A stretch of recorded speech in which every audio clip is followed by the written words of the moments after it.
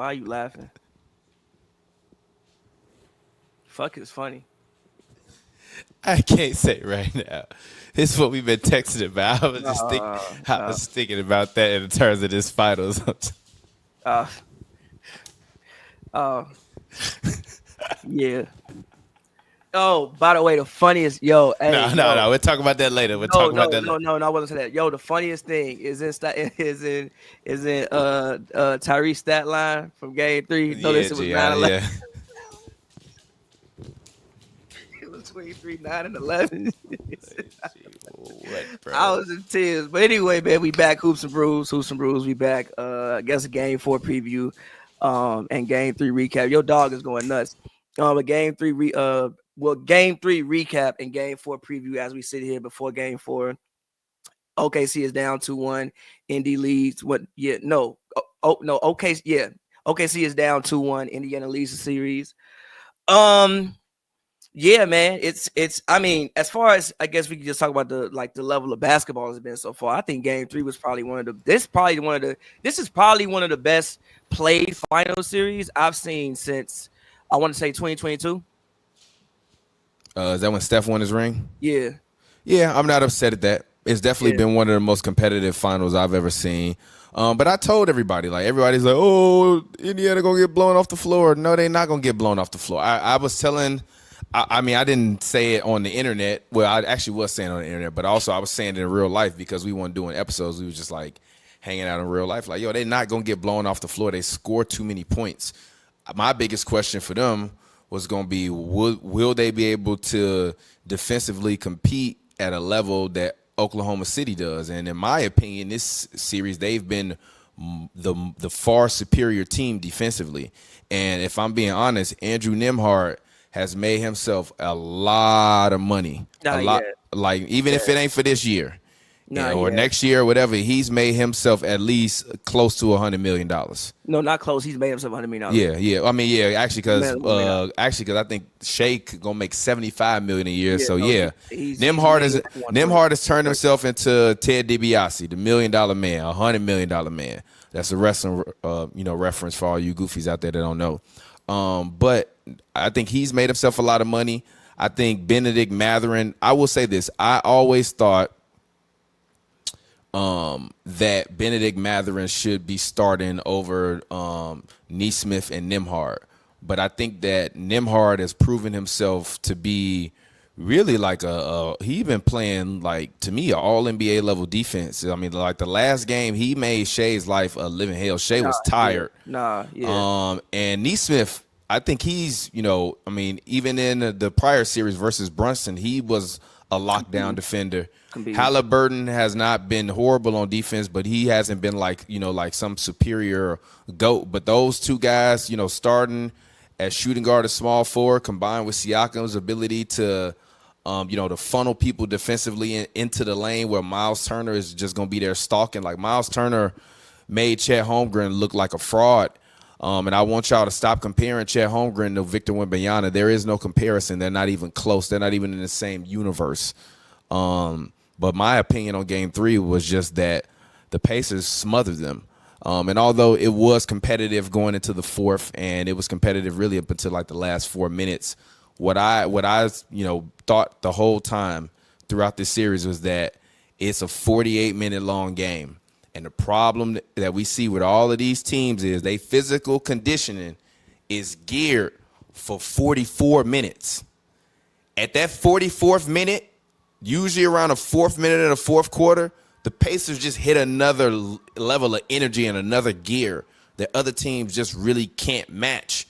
And I think that's really the biggest determining factor. Obviously, they got blown out in Game 2, but they got blown out in Game 2. Like you had to be so far ahead that it wasn't no chance for them to come back. And they were. And even still, they got it to within like 16. But by then, Rick Carlisle was like, we'll live to fight another day.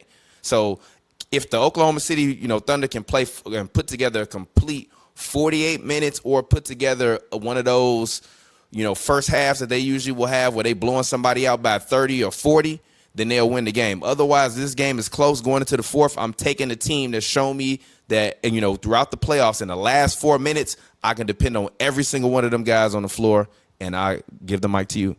I mean, the problem is it's tough, bro. It's not like peak teams not conditioned. It's that the Pacers has got so many guys, bro. It's like I think Siakam played 30 minutes in that game.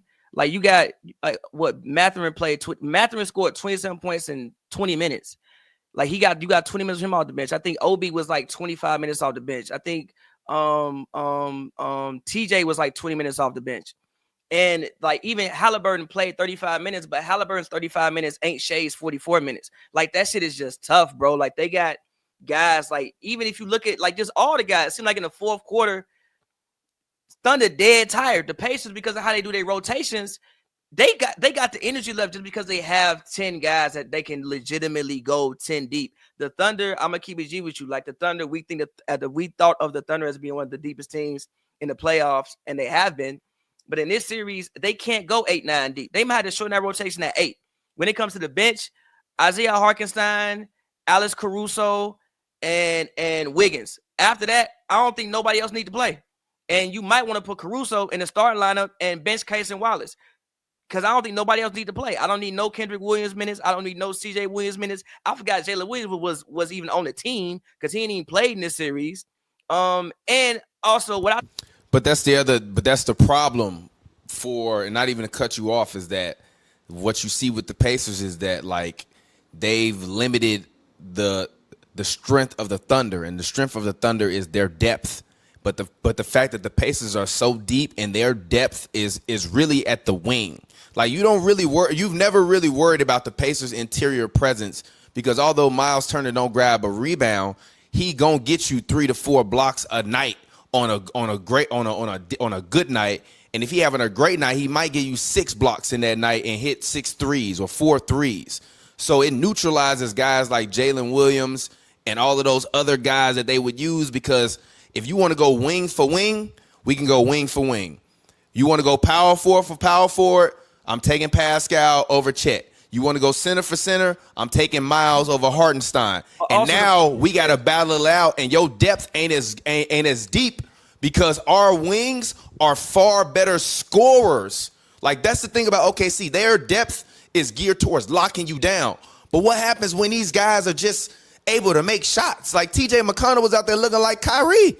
No, okay, he wasn't looking like Kyrie, but the thing that TJ McConnell did do that left, what you mean? He wasn't looking like Kyrie. The thing that he was doing is, and that OKC was doing is, they had a lot of stupid ass turnovers. Like, bro, TJ McConnell had 3 inbound interceptions in one game. In the history of me watching basketball, I am 34 years old. I have been watching basketball for at least 28 years of my life. And I've been watching it like every night for about the past 10. I ain't never seen nobody have 3 inbound interceptions in one game. I think they had 16 turnovers in the first half. Shout out to Pacers defense. But some of those turnovers was them not being focused, them just not taking care of the ball. And when you don't take care of the ball and then you get in a half-court situation, and even when they would get into their offense, you would see many times where, like, okay, they wouldn't even get into their offense until like 11 seconds left on the clock. And Shai damn near by the fucking hash mark, and they trying to run the offense, and there's not really much motion going on in the offense as well. And one of the other things that I noticed, that I saw, was going back to game 1. I remember I was hold on real quick before you go back to game 1. Can you check the private chat? It's something NBA related in there. I got you. What does it say? It's loading. I'm crying. That's funny as hell. But no, even like going back to game 1. Shout out to homie Waz. I was watching it with the homie, and we noticed they changed the starting lineup before the series even started. I should have known that was a red flag by changing the starting lineup before the series even started. That I disagree with that because of what I said earlier. They was trying to go band for band and wing for wing. Listen, they know they don't have the advantage in the front court, so you got to be small and play fast. I disagree with you. The reason I disagree with you is I feel you, but let's try it the fuck out first. We the team that won 68 games with this lineup. We've been the best team in basketball all season. If you're the best team in basketball all season, I would think you would want to come out and make the other team adjust to you and not the other way forward. I think it just sends a bad sign. And it probably, if I'm the Pacers, that give me confidence. Damn, we ain't even stepped on the court. We ain't even played a minute of basketball, and you switching your whole starting lineup up to adjust to us, and we ain't even played a minute of basketball left. We ain't played a minute of basketball. And I think Hartenstein can help. I even think, if I'm not mistaken, they be getting out-rebounded. Like, Nembhard. You got to stop calling him Hartenstein. It's Hartenstein. Hartenstein. They be getting out-rebounded. I think he could help. Like, if they can play up to that, I think you should have made them adjust to you. Now, if it don't work, you come out and get railroaded. Oh, shit, we got to try something different. But I should have known that was a red flag at first when I saw that. If you're the 68-win team, I don't think I've ever seen a team that won that many. Like, that would have been like if the Warriors came out 2015, game 1, 15 finals. They done won 69 games. Cavs pull up. They like, damn, we got to bench Bogut immediately and just start with the death lineup. I'm not saying you don't do, but damn, can you at least can we at least try it first? Can we try it and like see if it worked first? But yeah, I think in game 3, one of the main issues was they just turned the ball over too much. And again, Rick Carlisle, bro, like Carlisle is putting these guys in the best position to succeed. And I just don't think that I think people are like recognizing it now, but I don't think that he's getting enough credit for the job. Well, I don't think that he's been getting enough credit for the job that he's been doing. And yeah, Nembhard did a great job on Shai.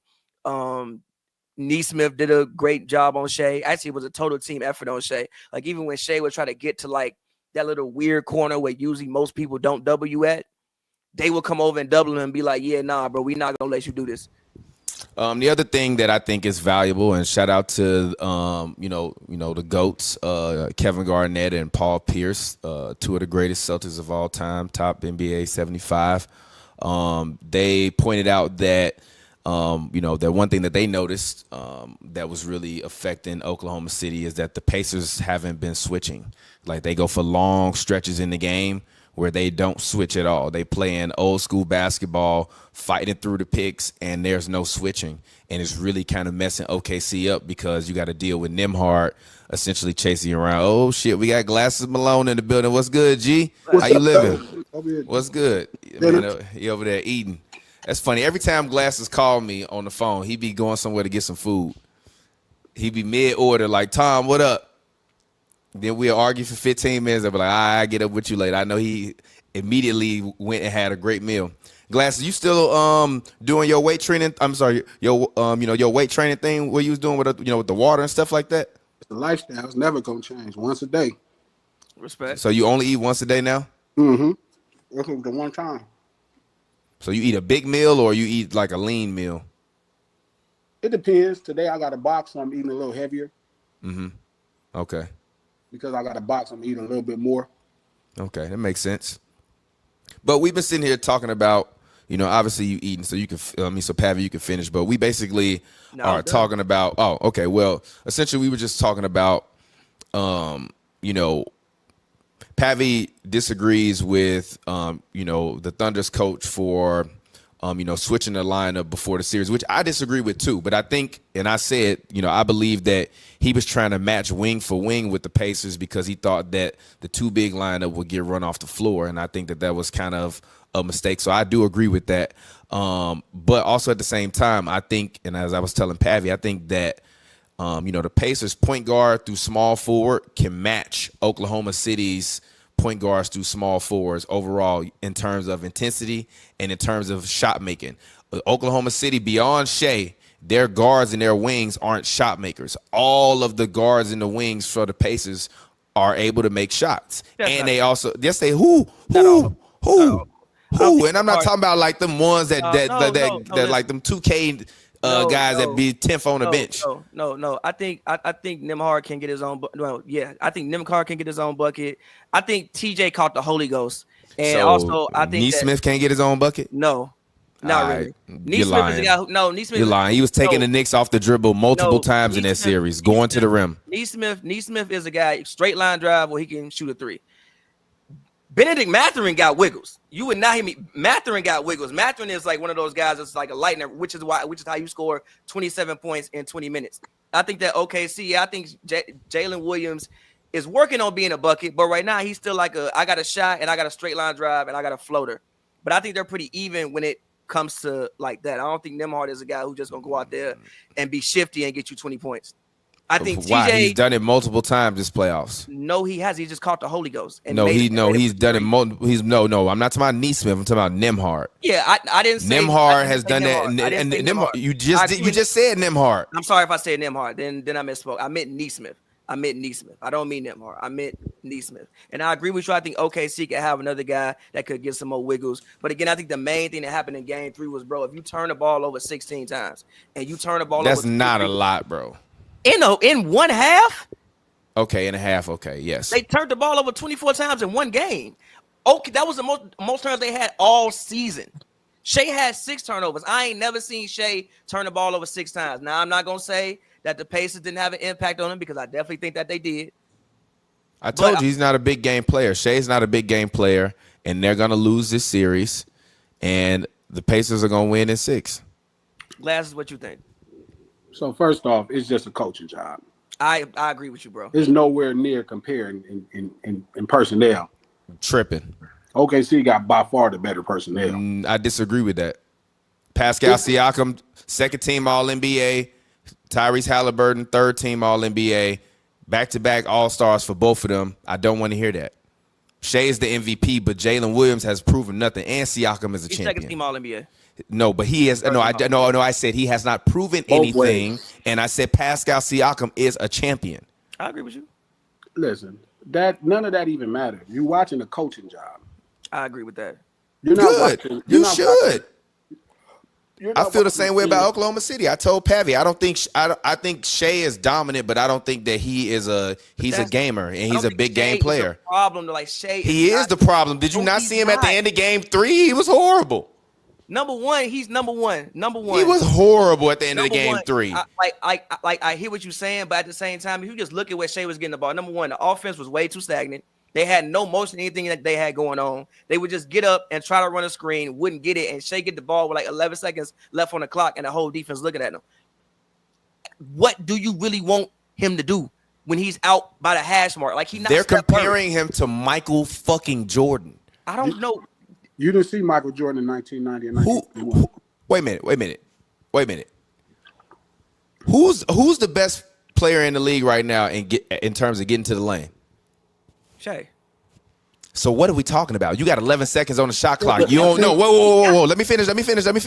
You don't see all these players in the offseason doing 2 drill, 3 drill, get to the rim drills all day long? What are we talking about? Even wait a minute. Even Brandon and Lou Will, they just played a 1-on-1. And when they played the 1-on-1, it was 3 dribble moves. What are we talking about? You're not giving Rick Carlisle enough credit. Rick, that's the MVP, man. I don't want to hear that, bro. I don't want to hear that. Oh, that's cute. Nah, all that's cute. Make some shots. Michael Jordan was the MVP and was getting his ass mollywop every round. Michael Jordan went out there getting locked up by Andrew Nembhard. And Andrew Nembhard is not Gary Payton, so stop it. Michael Jordan did not have a fantastic playoff every year, Tom, every game. What are you talking about? I didn't say he had a fantastic playoff every game, but the Oklahoma City Thunder are down 2-1. That doesn't mean much of anything. All right. So what you going to say when they go down 3-1? Then what you going to say to me? Dude, they're going to come back, Tom. No, you're not. You're not saying that after the night.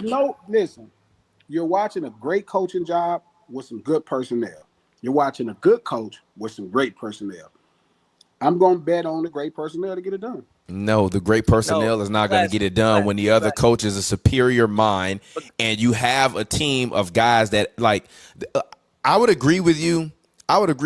If coming into this series, the Pacers like 1-5 and they didn't have like a ton of momentum riding into the series because they had a bunch of days off.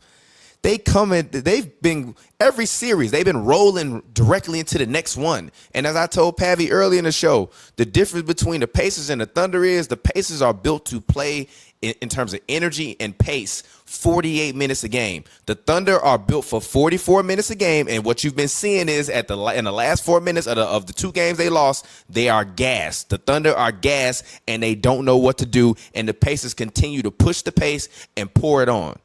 Sounds cute. You're watching a really fantastic coaching job. I don't want to hear that. So what you gonna say when they win? They are gonna win. All right. They are gonna win. I do think, but real quick though, when it comes to Rick Carlisle, I said this. I do think that this is probably one of like. I know why Rick Carlisle gets. I know why Rick Carlisle. I said it already, but like I know why Rick Carlisle gets overlooked. I think Rick Carlisle gets overlooked because of like, even when you think back to that like Dallas team that won in 2011, right? Okay, cool. Like, I think you think more about what, just that whole playoff round. Like they beat the Blazers first round, they beat the Lakers, they beat the Thunder, then they beat the Heat. I think we think about more about what Dirk did, and especially when you get to the finals, I think we think about what the Heat didn't do, as opposed to what the Mavericks did do and what that coaching staff did do to win that series. Like they were getting away with putting JJ Barea on LeBron, and it was working. And and just look at Rick Carlisle. And why was it working? Because at that point in time, LeBron James wasn't a great shooter. You had Tyson Chandler back there, and they did a great job of Rick Carlisle and his coaching staff did a great job of conjuring up shit that happened to work. And if you just look at Rick Carlisle's history, right? Like I think if you go and you just poll people, like poll regulars, and be like, "Yo, who are some of the best coaches in the league?" I'm not sure many people would say the name Rick Carlisle. You would hear Eric Spoelstra. God bless Pop. You would have heard the name Pop. I remember. You know what's? Go ahead. I remember telling Tom when they got Luka, the worst mistake they did was made Rick Carlisle. And everybody thought this new wave and telling me how he too old school. And I said that's probably the greatest mistake they ever made was getting rid of Rick Carlisle. Rick Carlisle is a fantastic coach, and you're watching him coach his playoff ass off. To be fair, Jason Kidd did get them to the final, so I mean, you got to live and die with that. You did win. It don't matter. He got you to the finals. I mean, what more you want from? I mean, obviously you want to win, but I mean, that's exactly what you want more. Yeah, but Rick Carlisle, I want to, but I'm kind of wishy-washy on that. But look, my whole thing with this is like, I'm sure if I had my old Twitter account from back then when LeBron was in Miami, I guarantee you most of my tweets during that series was saying LeBron is not that guy, because there's no way you let Jose Juan Barea lock you down in the NBA Finals when you are the MVP and the guy that everybody is looking at as the best player. No, it's not. Jose Barea is my height. Fuck out of here, bro. That's not what happened, though. Yeah. That's not what happened. That was one of the defensive schemes they ran. That wasn't the complete one. Kidd was guarding him. Marion was guarding him. You letting Jason LeBron is 6'10". They got the defense one guy got a 7'2" wingspan. Again, you're mistaking how Carlisle understands how to use personnel. I know how he knows how to use personnel. He's using it well, but also these guys at this point in time are not that guy. That's a lot. They're not. I feel you, but like you can't do everything just in spite of. I know in theory it's supposed to work like that, but it usually don't work like that. Like you can't just do everything in spite of.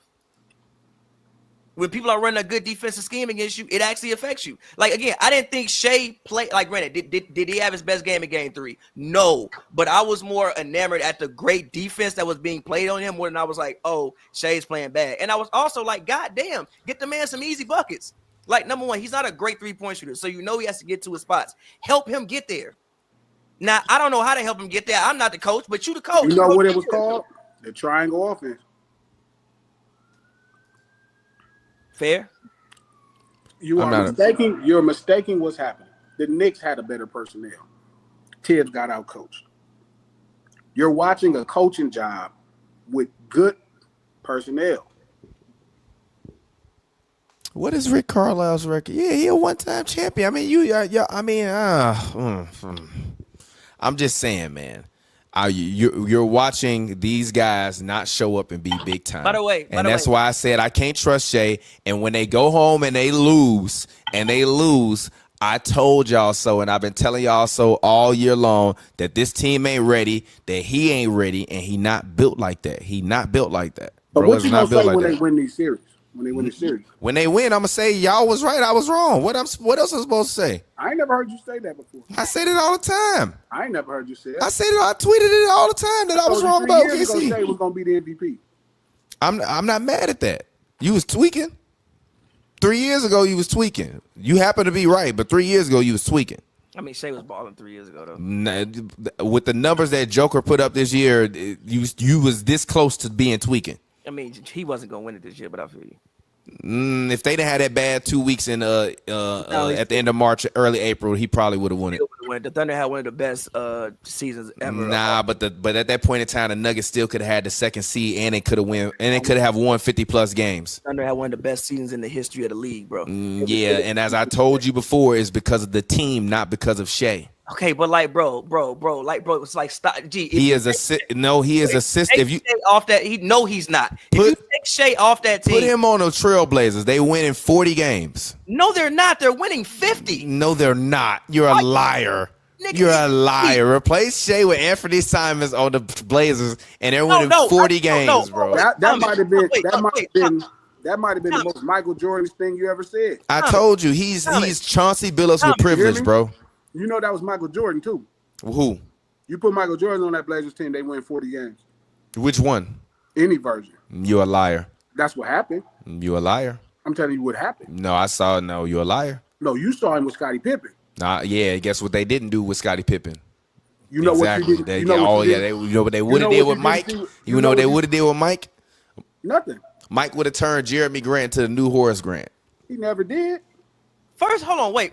And they got the young defensive wing. What's his name? Come on, man. Mike. No, Mike would have went crazy with the new Blazers, man. Shai ain't doing that. Shai can't even get Shai a bucket. I'm sorry. Shai can't even get Chet an open bucket, bro. Cause fucking they not running up. Cause number one, they're not helping. Chet can't create his own shot yet. All he can do is straight line drive or shoot a three, and they're not helping. Do you know what credit? Am I supposed to feel sorry for him? Do you know what credit you don't give to Phil Jackson and that triangle offense? Shout out to Tex Winter, rest his soul. I give mad credit. So then you're missing the point. Michael Jordan wasn't just this player that could transform an offense. That's just not true. He was horrible. He wasn't the greatest. He was not. Averaging 35, 6 and 6 was horrible. I thought he never could win a ring, bro. That was I thought that was cute. He was playing. He was. Oh, you just said. Hold on. No, don't do what you about to do because you finna name the Portland. No, because once Mike. No, stop that. Yes. No, I don't want to hear that. Because also I can't even compare Shai to Mike because Mike won the MVP before Shai won the MVP. They both end up in the finals in year 7. Okay, fine. Put Michael Jordan on this Oklahoma City Thunder team from 2025. Are we having this conversation about who win the series? Not without the triangle offense. You don't. You're a liar. Michael Jordan would have put. It never happened without Phil Jackson before. Michael Jordan would have officially compromised the Taliban. I can only give. Or the words of series. I can only give you the truth. It never happened without Phil Jackson before. Michael Jordan would have sent Indiana swimming back to the ghettos of Indiana swimming before till he got Scottie Pippen and Phil Jackson. He would have sent them swimming back to the ghettos of Indiana, bruh. See, that's the problem. Y'all keep making these situations be one player. Hell, he got Jalen Williams, Chet Holmgren, he got Isaiah Hartenstein, he got Caruso on his team.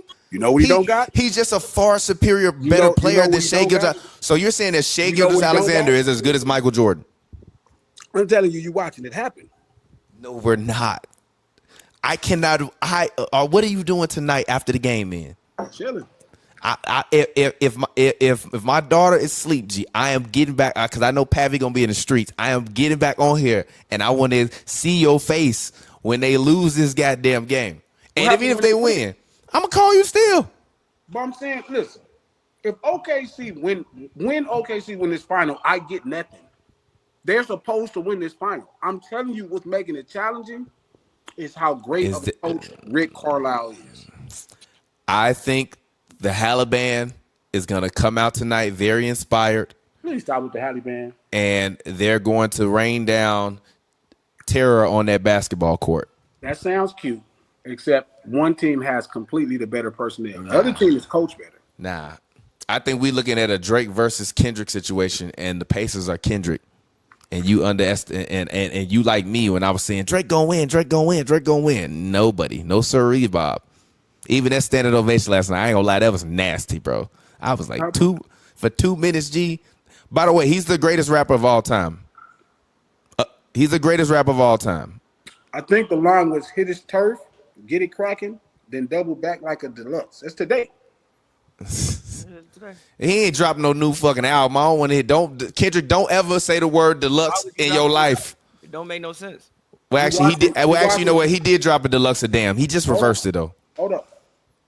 Hit his turf. Get it cracking. I understand. Then double back. That's today. Today is the double back. I know, but double back some music for us, Kendrick. I need some new tunes. Go find some new people.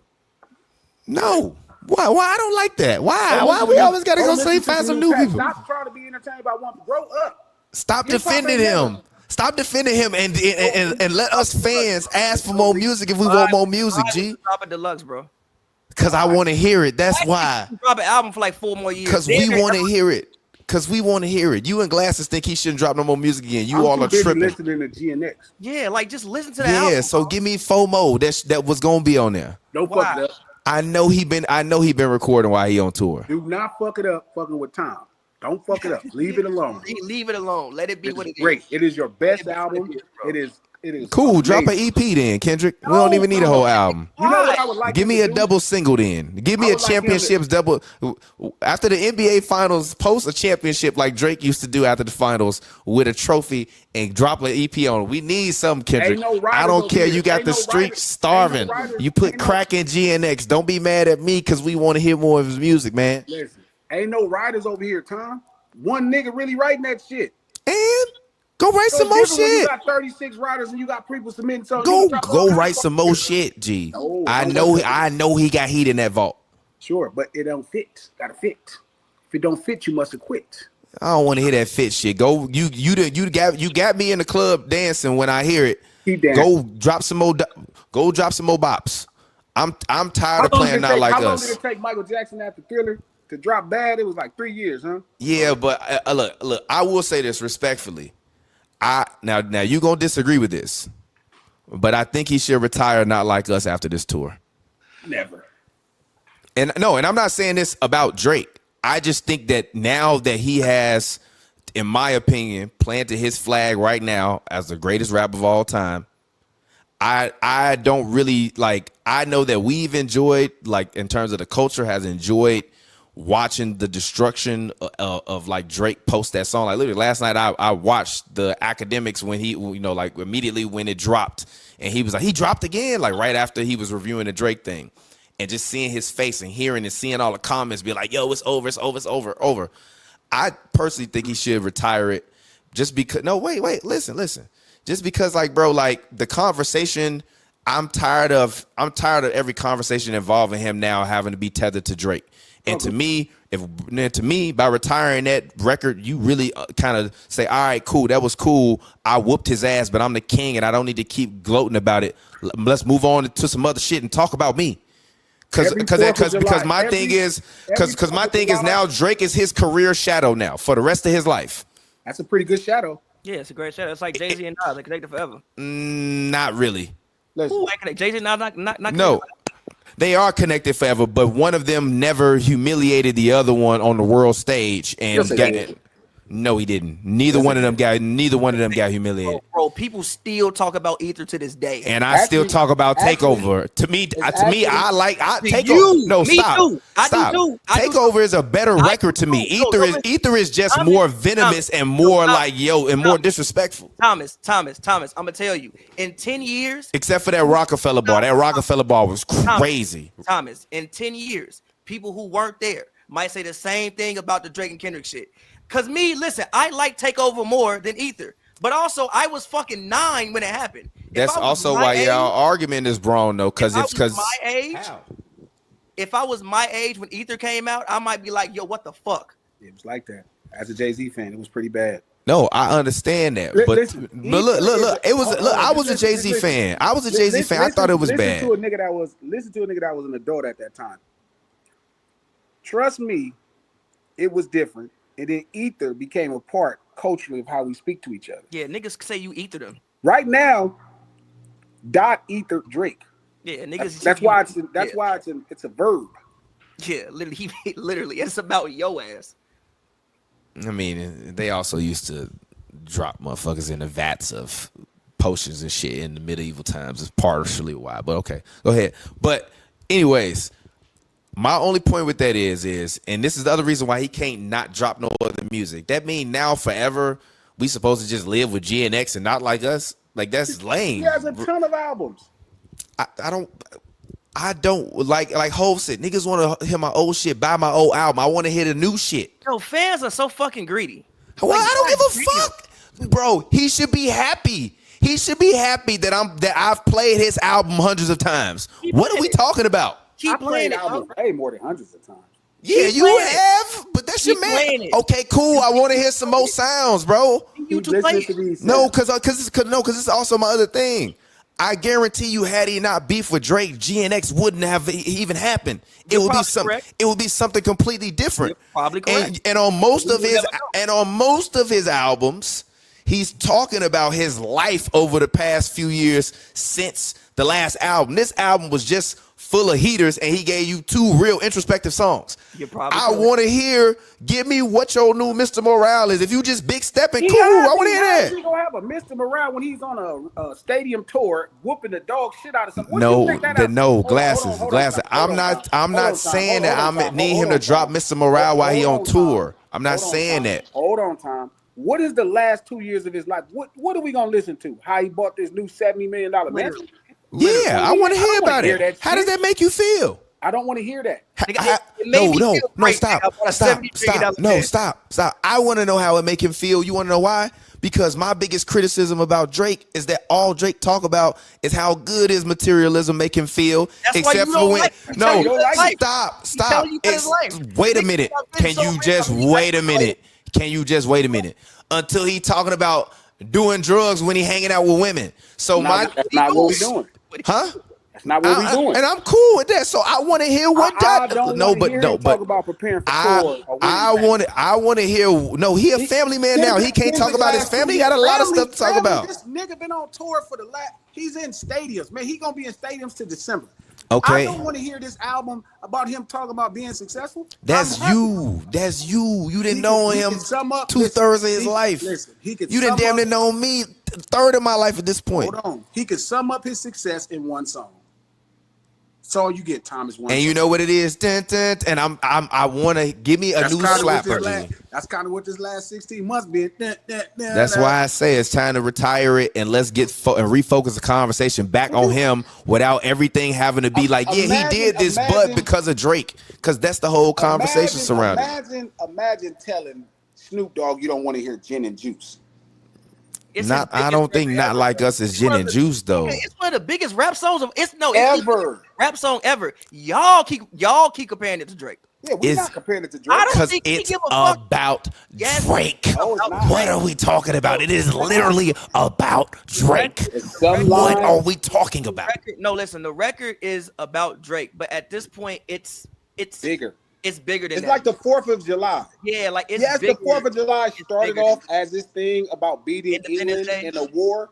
We don't give a fuck about that shit no more. Care about that shit no more. It's just fireworks and barbecue, my nigga. That's what we doing.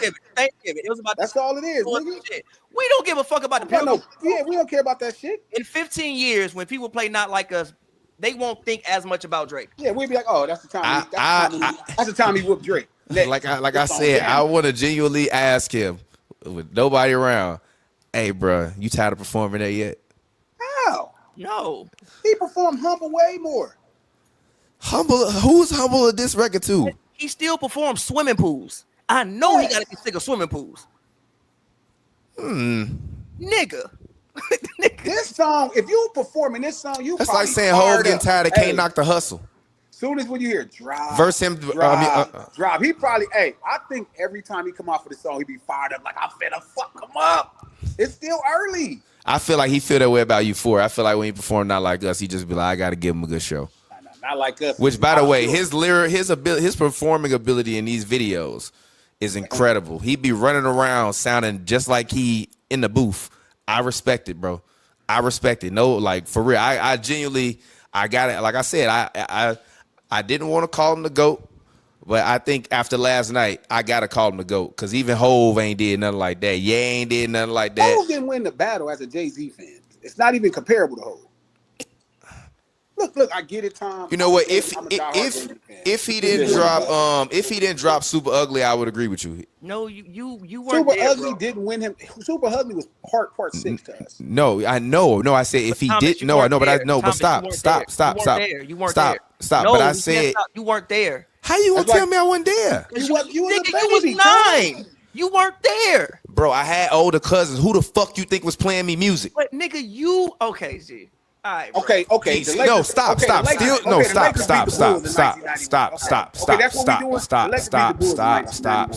Still to this day, my older cousins that's 10 years old, they still my best friends. And whenever I'm with them, I hang out with them. So yeah, they 19, 20. Stop and just let me finish, bro. They 19, 20. My mom didn't let me listen to rap music. She didn't like, no, stop and just let me fucking finish. My mom didn't like me listening to dirty rap music. So when I hung out with my cousins, they would play me all of the new stuff and have me watching the box and all this other stuff and talking to me and arguing about what's happening in real time, bro. I don't care. So this is what I'm saying. So this is like a 9-year-old in the future being like, I remember when Not Like Us dropped. They won't know. They won't know what it was like. All right, bro. They running around dancing to it. What the fuck you mean, bro?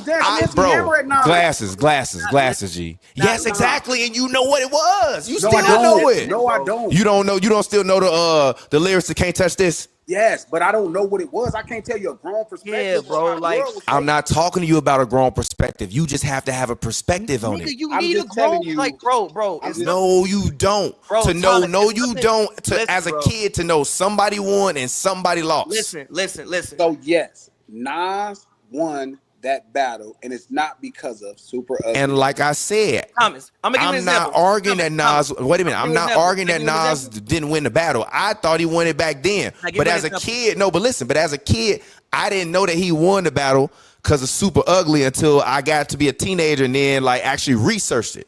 Exactly. But at that point in time, the only thing my cousins and them was playing was that Nas album and Ether.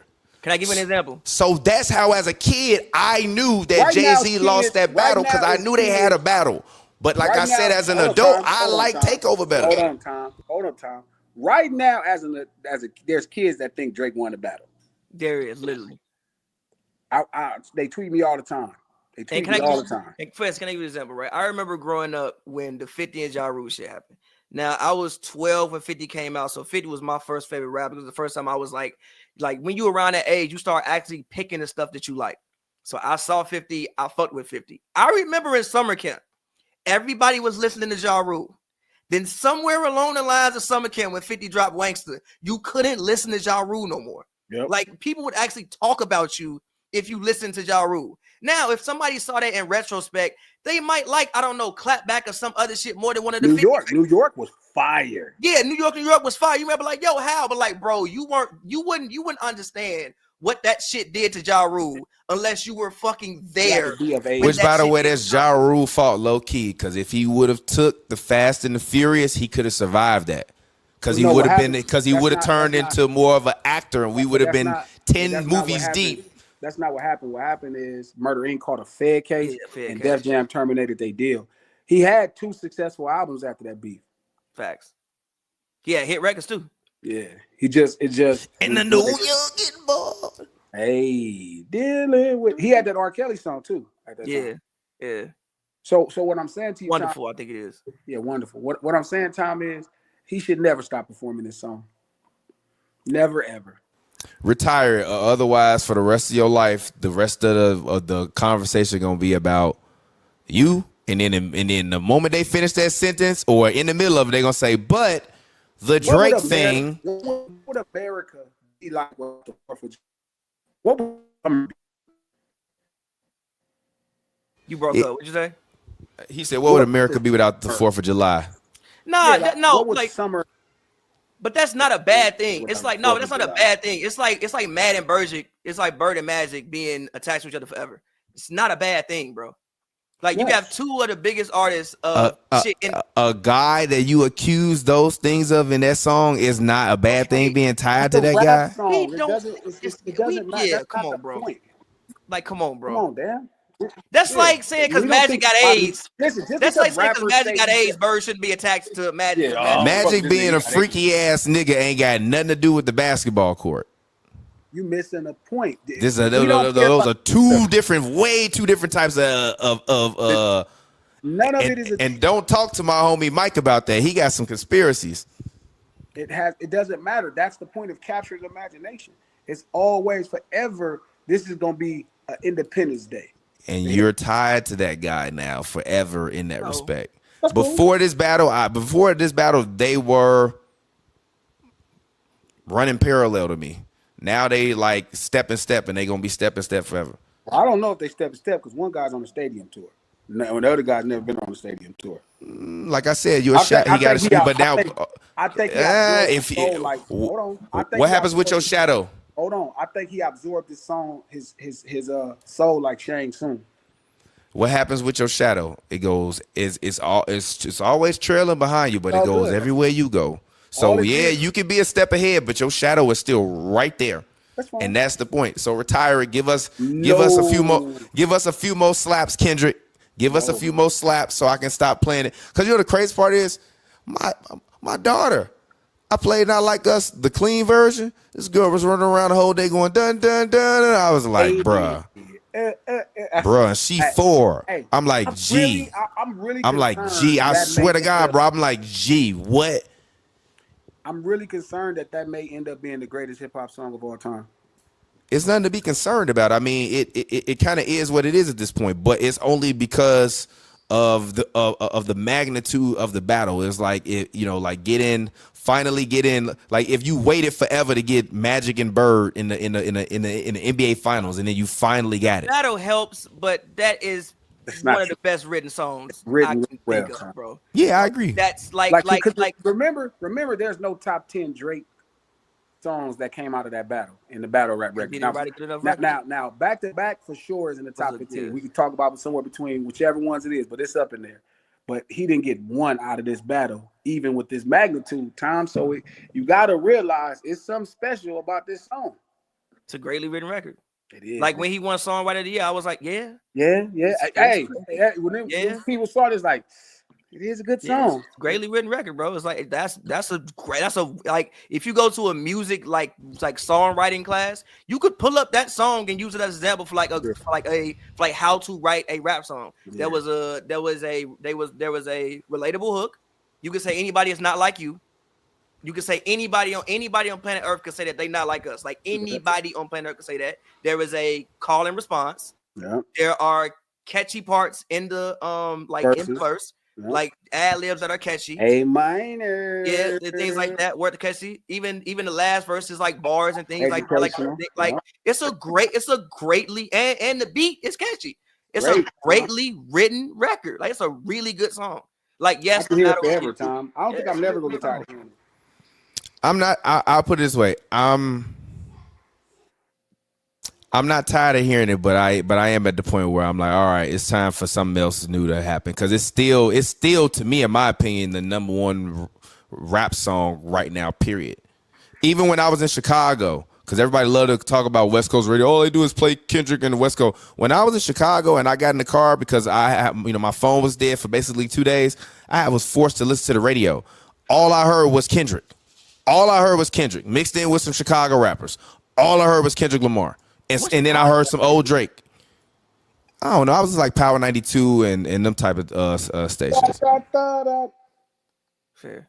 Hey, that shit is, bro, when I tell you I'm so impressed and proud and just, man, this couldn't happen to a better dude. I hope he never retires. Is everybody tell me, Glass, he's not going to perform like he's going to perform this every night. I told him this song is a multi-million-dollar song by itself. Like this song is gonna make you millions of dollars for the rest of your life. He could never rap again if he wants to, and he'd be fine. Yeah, but I don't think he would even enjoy that. Like imagine that, you know what I mean? You like a boxer and your biggest knockout is like you don't want to. No, show it, show everybody, let everybody know. And then slowly, what's gonna happen is Drake will fade. It'll be like, oh, it's about that guy Drake. Oh yeah, the guy that used to, okay. Nobody's gonna ever say the guy they used to about Drake. Come on. They do that same thing about the 4th of July to this day. They don't do it about Michael Jackson. They don't say the guy they used to. They say the GOAT. Because he didn't battle Prince. I don't think Prince really wanted that smoke. If Prince really wanted that smoke with Mike, he would have just rewrote Bad and sang on the song instead of being like, you said your butt is mine. I don't want to be on the song. Just rewrite it. Just rewrite it. No, just rewrite it. Just rewrite it and get on there and kill him. Now it's kind of the same thing because Prince fans, I'm not the biggest Prince guy. I don't really like that much Prince. But Prince fans, like Prince has a cult. Prince fans swear by Prince. Yeah, he's a religion. Yeah, it's a religion. Like Jackson, Mike, people love Mike. People, but like Prince's are like, it's different. Like I've had arguments with people who try to tell me Prince got more hits than Michael Jackson, like legit arguments, and I'm like, stop arguing with me. No, you've never had that argument. You had an argument in which you said Prince didn't have 10 hits. I don't think he does. 10 hits that everybody knows. I don't think he does. Yes, he does. That you started naming songs that I've never heard of in my life. Because you don't listen to a lot of old music. That's the fucking point. If I gotta know, you don't. That's you don't. Point. If I gotta know about it, when the last time you went shopping at Old Navy? That's where you hear that. You know who know them songs at Old Navy?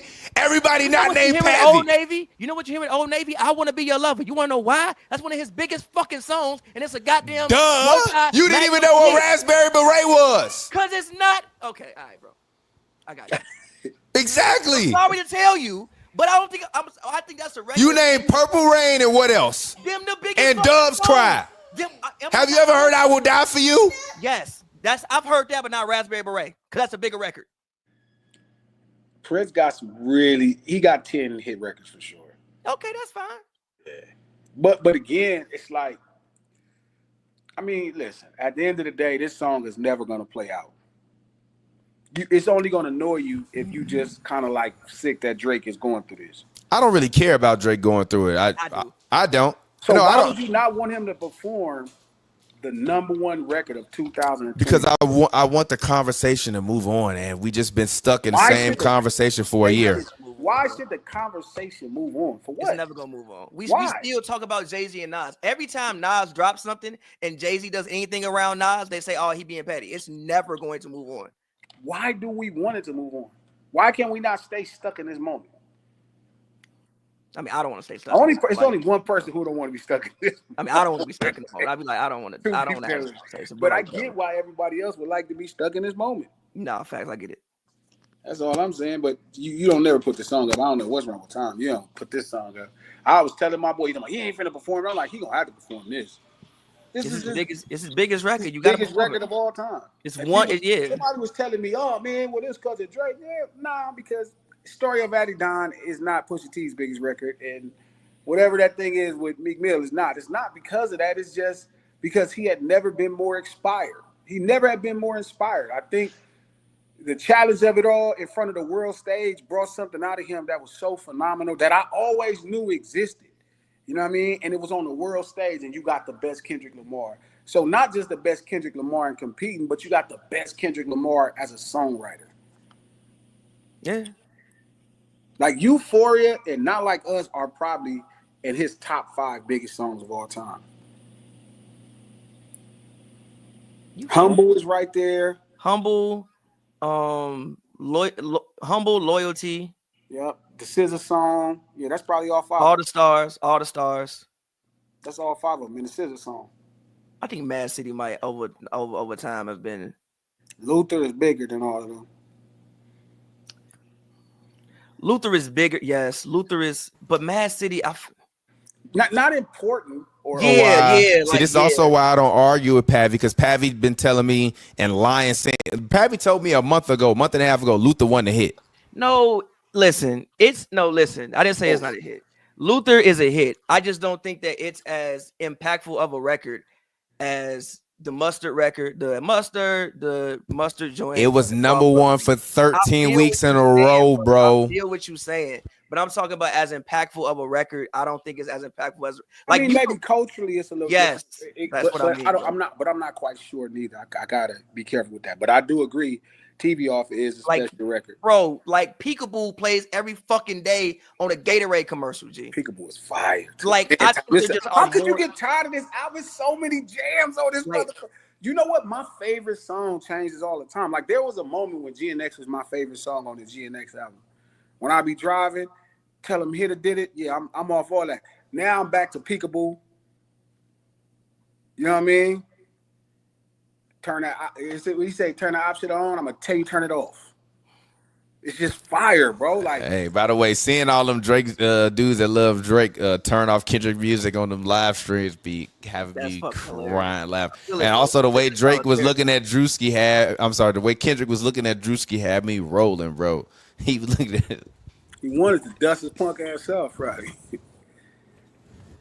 But nah, Kendrick definitely would have beat up Drewski, and we were like, "Why you do that, bro?" Yeah, for sure we would have said that. But the point I'm saying is, no, this song will never get. This is Kendrick's greatest song. This is his greatest record. Yeah. All right, but anyways, let's get back to it. Game 4. What's your predictions? Who you got? Who you got tonight? Game 4. OKC gets it done. Why? Even Why?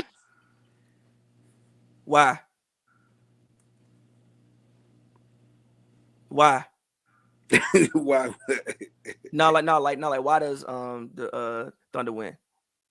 Oh, it's just the adjustment. I mean, he's behind Rick Carlisle for sure. Like, Rick Carlisle's making changes, and he has to adjust to the changes. Like, he's just being out coached, but he's gonna win because he got the better personnel at the end of the day. Like, and he's not a bad coach. Rick Carlisle is just a ringer, bro. One of the better, bro. Like, he's a fantastic coach. You know what I mean? He's not a punk. And if you give him the things, you give him some guys that'll play some defense, you know, he can make a lot out of it. You know what I mean? But not having a Dirk is gonna matter in this series. You know what I mean? Not having a Dirk when it's time. Like, he's been getting some really good shots from Halliburton when it matters, but Halliburton can't carry their offense. And Dirk was always able to carry their offense when time got rough. And that's what's going to be the difference in this series. But what he's always been able to do with defenses, you know what I mean, especially if you give him some personnel, like Siakam or Miles Turner and some shit, like, he can do some things. Like, his defense is underrated. So I think you watch him make some defensive adjustments in the third game where people were looking at the offense, but it was the defense that got it done. But, I mean, at the end of the day, OKC coach is not bad. He's just inexperienced. He's new to this position, new to this level. So, you know, he'll figure it out. The last game, he'll make adjustments. He'll create better shot opportunities for Shai. You know what I mean? They'll get some easier shots, get going, and they'll get it done. Yeah, I'm with you. I think OKC wins tonight. I think it was too many things in game. Number one, it was the first finals game in Indiana in 25 years. I mean, you could even hear, like, through the TV. They were loud. They were excited. Also, like I said, you turned the ball over 16 times in one half, and you were still only down, I think, 2 or 4 at the half, and you had 16 turnovers, and then you ended the game with 24 turnovers. I don't think they'll turn the ball over that much. And so many of them was careless. Like, I think there was a point in the fourth quarter, I think, when they went up 6 or 7, and then they had it. Then I think TJ got a steal, and then got the steal off the inbounds, and it's a tie game. Or even when Jalen Williams hit the 3 to put him up 7 going, I think, into the fourth. And I was like, oh, yep, they're going to do it. They're going to like make they run. And then they turned the ball over, and they allowed the Pacers to get back into the game. I don't think you'll see those things again. I don't think you'll replicate a 27-point performance in 20 minutes from Mathurin. I don't think TJ McConnell set the NBA record for what he did in his time span. 15, 5, and 5, I think, in 15 minutes. You've never seen that stat line from anybody in NBA history. So there were some historic things that happened. But yeah, I think hopefully they'll find a way to create better shots. One good thing was Jalen Williams finally got it rolling. The first 2 games he struggled. He finally played like Jalen Williams in his game. Shai is a guy who averages 30 points. I think he'll get back close to that. And I'm looking for a game from Hartenstein. They paid you $80 million, and I think that you need, especially with Chet, the fact Chet isn't, he's not a real strong guy. He's a very slender guy. I think you need Hartenstein's physicality in this one to be able to pull it out. And I think one of the other best guys will stop. Carson Wallace played terrible in game 3. I think he'll be better. Caruso can be better. I think he'll be better. So yeah, I think some of the guys will be better. And you saw Dagenau when he, like, because out of like every OTA, they would try to run like one of those back screen plays where they would have Shai setting the screen and get Chet going to the rim. And it worked a few times. So you could see Dagenau was trying very hard to get some more movement to his offense and not just have it get stagnant. I think that they'll do a better chance of that, a better job of that. But I think they'll do a better job of that because they won't turn the ball over. If you're going against a set defense every time, no matter who you are, no matter who your defensive is, it's going to be very hard to score the basketball. So I think they'll do a better job of that in this game, and I think that they'll get it done. Yeah, in my opinion. Thomas, TP, I don't know where you went, but TP. Yeah, I think I think when it comes down, he makes the adjustments, and I think you have a game. Fair. Thomas, you go. You muted. Sorry, for me, I'm going with the Pacers. I think that the Pacers are going to prove why they're champions. I think that Shai Gilgeous-Alexander will wind up having like 23, 3, and 4 tonight. He's going to struggle. I look for Jalen Williams to actually have a bounce-back game. But ultimately, I think he won't score in the last 4 minutes of the game.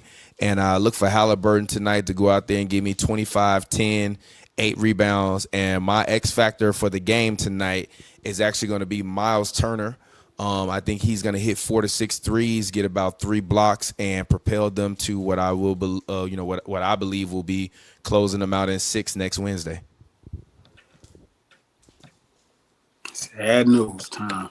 Nah, it's sad for OKC fans, but it's been Hoops and Brews. We got to get out of here so that way this can go live before it premieres. What we gonna name this episode, Pavy? I don't even know what we talked about. For real. I don't even know if we said anything. I don't even know. All right, well, we'll figure it out. Yeah, I don't even know. I'm trying to think. I'm gonna name it India about to send OKC back to the ghetto. No, don't name it that. Don't name it that. No, don't name it that. I don't know. Oh, actually, I got a name for it. What? SGA is as good as Michael Jordan, because that'll get him talking, and that's basically what Glass was arguing. But I don't agree with that.